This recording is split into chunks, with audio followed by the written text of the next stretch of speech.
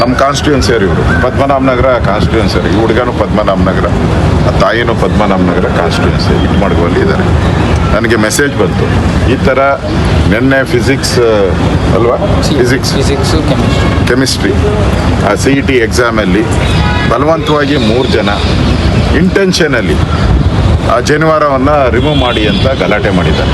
ಇವ್ರು ಹೇಳಿದ್ದಾರೆ ಇದು ನಮ್ಮ ಟ್ರೆಡಿಷನಲ್, ನಾನು ಮಾಡಲ್ಲ, ನನಗೆ ಇದು ಆಗಿಲ್ಲ ಅಂದರೆ ನನಗೆ ಬರೆಯೋಕ್ಕೆ ನನಗೆ ಶಕ್ತಿನೇ ಇರೋಲ್ಲ ಅನ್ನೋ ಮಾತು ಹೇಳಿದೆ. ನ್ಯಾಚುರಲಿ ನಮಗೂ ನಂದೊಂದು ದೇವ್ರು ತಾಯ್ತಾ ಇದೆ ನನಗೆ ಅಂತ ನಾನು ತೆಗಿ ಅಂತ ಹೇಳಿದ್ರೆ ನನಗೆ ಎಕ್ಸಾಮ್ ಬರೆಯೋಕ್ಕೆ ಆಗಲ್ಲ. ಅದು ನನ್ನ ಧರ್ಮ, ನನ್ನ ಕಲ್ಚರ್, ಇಟ್ಸ್ ಮೈ ಕಲ್ಚರ್, ಹಿಂದೂಗಳ ಭಾವನೆ ಅದು. ಈ ಥರ ಹಿಂದೂಗಳ ಭಾವನೆಗೆ ಪದೇ ಪದೇ ಧಕ್ಕೆ ಮಾಡ್ತಾ ಇದ್ದಾರೆ 3 ಟರ್ಮಿಂದನೂ ಕೂಡ. ಅಂದರೆ ಈ ಸಿದ್ದರಾಮಯ್ಯನವ್ರಿಗೆ ಹಿಂದುತ್ವ ವಿಚಾರದಲ್ಲಿ ಮೊದಲಿಂದನೂ ಕಂಡ್ರೆ ಆಗಲ್ಲ, ನಾಮ ಕಂಡ್ರೆ ಆಗಲ್ಲ, ಜನಿವಾರ ಕಂಡ್ರೆ ಆಗಲ್ಲ. ಇವತ್ತು ಜನಿವಾರದ ಮೇಲೆ ಮಾಡಿದ್ದಾರೆ, ನಾಳೆ ಶಿವದಾರದ ಮೇಲೆ ಮಾಡ್ತಾರೆ, ನೆಕ್ಸ್ಟು ಒಕ್ಕಲಿಗರು ಹಾಕುವಂಥ ಉಡ್ದಾರದ ಮೇಲೂ ಮಾಡ್ತಾರೆ. ಅಂದರೆ ಇಂಟೆನ್ಷನ್ಲಿ ಮಾಡಿರೋ ಅಂಥದ್ದು. ನಾವು ಪೊಲೀಸ್ ಸ್ಟೇಷನ್ಗೆ ಹೋಗಿ ಕಂಪ್ಲೇಂಟ್ ಕೊಡೋಕ್ಕೆ 3 ಅವರ್ಸಿಂದ ಕಾಯ್ದೆವು. FIR ಮಾಡಲಿಲ್ಲ, ಅವನು ಯಾಕೆ ಮಾಡಲಿಲ್ಲ?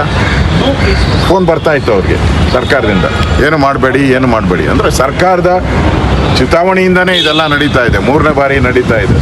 ಆ್ಯಕ್ಷನ್ ತೊಗೊಬೇಕಾಯ್ತಲ್ಲ, ಆ್ಯಕ್ಷನ್ ಯಾಕೆ ತೊಗೊಂಡಿಲ್ಲ? ನಾನು ಡಿಮ್ಯಾಂಡ್ ಮಾಡ್ತಾ ಇದ್ದೀನಿ ಇಮಿಡಿಯೇಟಾಗಿ ಅವ್ರನ್ನ ಅರೆಸ್ಟ್ ಮಾಡಿ, ಇಲ್ಲಾಂದರೆ ಇದು ಮತ್ತೆ ರಿಪೀಟ್ ಆಗ್ತೈತೆ.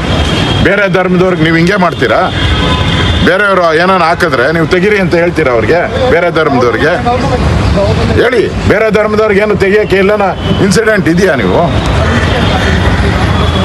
ನಮ್ಮ ಹಿಂದೂಗಳಿಗೆ ಮಾತ್ರ ನೀವು ಟಾರ್ಗೆಟ್ ಮಾಡ್ತಾ ಇದ್ದೀರಿ. ಹಿಂದೂಗಳು ನಿಮಗೆ ತಾಲಿ ಹಾಕಿದ್ರು ಬಿಡಲ್ಲ, ಅದನ್ನು ಬಟ್ಟಿಟ್ರು ತೆಗೀರಿ ಅಂತೀರ, ಜನಿವಾರ ಹಾಕಿದ್ರು ತೆಗೀರಿ ಅಂತೀರ, ಶಿವದಾರ ಮೂಗುತಿಗೆಲ್ಲ ಪ್ಲಾಸ್ಟರ್ ಹಾಕ್ಸವ್ರೆ. ಮೂಗುತಿ ನಾಚಿಕೆ ಆಗಲ್ವಾ ನಿಮಗೆ? ಮಾನ ಮರ್ಯಾದೆ ಇಲ್ವಾ ನಿಮಗೆ? ಮೂಗುತಿಗೆಲ್ಲ ನೆನ್ನೆ ಪತ್ರಿಕೆಯಲ್ಲೆಲ್ಲ ಬಂದಿತ್ತು, ಮೂಗುತಿನೆಲ್ಲ ತೆಗ್ದಾರೆ. ಏನು ನೀವು ಯಾವ ದೇಶದಲ್ಲಿ? ಪಾಕಿಸ್ತಾನದಲ್ಲಿದ್ದೀರಾ? Where are you Siddaramaiah? ಪಾಕಿಸ್ತಾನದಲ್ಲಿದ್ದೀರಾ ನೀವು? ಯಾಕೆ ಹಿಂಗೆ ಪದೇ ಪದೇ ಮಾಡ್ತೀರಾ?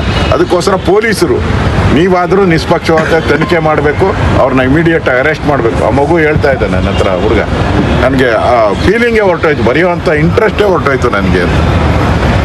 ಅವರು ಎಕ್ಸಾಮ್ ಬರೆದು ಉನ್ನತ ಹುದ್ದೆಗೆ ಹೋಗಬೇಕು, ನಾನು ಪಾಸ್ ಆಗಬೇಕು, ನಾನು ಮೆಡಿಕಲ್ ಇಂಜಿನಿಯರಿಂಗು ಈ ಥರದ್ದು ಹೋಗ್ಬೇಕು ಅನ್ನೋ ಆಸೆ ಇಟ್ಕೊಂಡಿದ್ದಾರೆ. ಅದಕ್ಕೆಲ್ಲ ಕನಸುಗಳಿಗೆಲ್ಲ ನೀರು ಹಾಕ್ತಿರಲ್ಲ, ಅವ್ರ ಕನಸುಗಳೆಲ್ಲ ಹಾಳು ಮಾಡ್ತಾ ಇದ್ದೀರಲ್ಲ, ನಾಚಿಕೆ ಆಗಲ್ವಾ? ಬೇರೆ ವಿದ್ಯಾರ್ಥಿ ಈಗ ಒಬ್ಬ ಈ ಥರ 3-4 ವಿದ್ಯಾರ್ಥಿಗಳು ಆಗಿದೆ.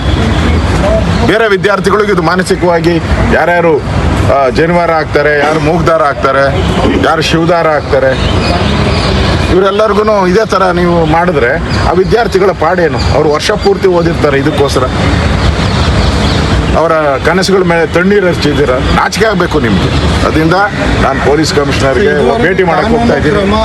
ಯಾಕಾಗಿಲ್ಲ ಅದ್ರ ಬಗ್ಗೆ ಏನಾದ್ರು ಕೇಳಿದ್ರೆ ನೀವು ನಾನು ಈಗ ಹೋಗ್ತಾ ಇದ್ದೀನಿ ಕಮಿಷನರ್ಗೆ. ನಾನು DCPಗೆ ಮಾಡಿದಾಗೂ ಸರ್ ನಾವು ಚೆಕ್ ಮಾಡ್ತಾ ಇದ್ದೀರಿ, ನೋಡ್ತಾ ಇದ್ದೀರಿ, ಚೆಕ್ಕಿಂಗ್ ಅಂತ ಹೇಳ್ತಾ ಇದ್ದಾರೆ. ಏನು ನೆನ್ನೆಯಿಂದ ಎವ್ರಿ ಚೆಕ್ಕಿಂಗ್ ನಿಮ್ಮದು?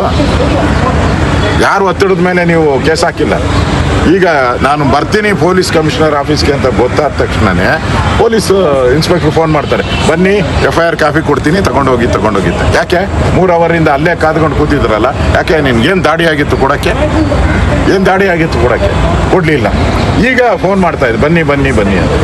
ಈ ಕಮಿಷನರ್ ಭೇಟಿ ಮಾಡ್ತಾ ಇದ್ದೀರಿ. ಅವ್ರ ಮೇಲೆ ಇಮಿಡಿಯೇಟಾಗಿ ಬಂಧಿಸ್ಬೇಕು ಅವ್ರನ್ನ. ಈ ಥರದ ಇನ್ಸಿಡೆಂಟ್ ಇನ್ನೊಂದು ಆಗಬಾರ್ದು ಕರ್ನಾಟಕದಲ್ಲಿ. ಇಮಿಡಿಯೇಟಾಗಿ ಬಂಧಿಸಬೇಕು, ಅವ್ರನ್ನ ಜೈಲಿಗೆ ಕಳಿಸ್ಬೇಕು. ಈ ಆಗ್ರಹವನ್ನು ಮಾಡೋಕ್ಕೆ ಹೌದು, ನ್ಯಾಚುರಲ್ ಆಗಿ ಹೇಳ್ತಾ ಇದ್ದೀವಿ ಪೊಲೀಸ್ ಹೋಗಿ ಅದನ್ನೇ ಹೇಳೋದು. ಆ ಇನ್ಸ್ಪೆಕ್ಟರ್ ಮೇಲೂ ಸಸ್ಪೆಂಡ್ ಮಾಡ್ಬೇಕು ಅವನು.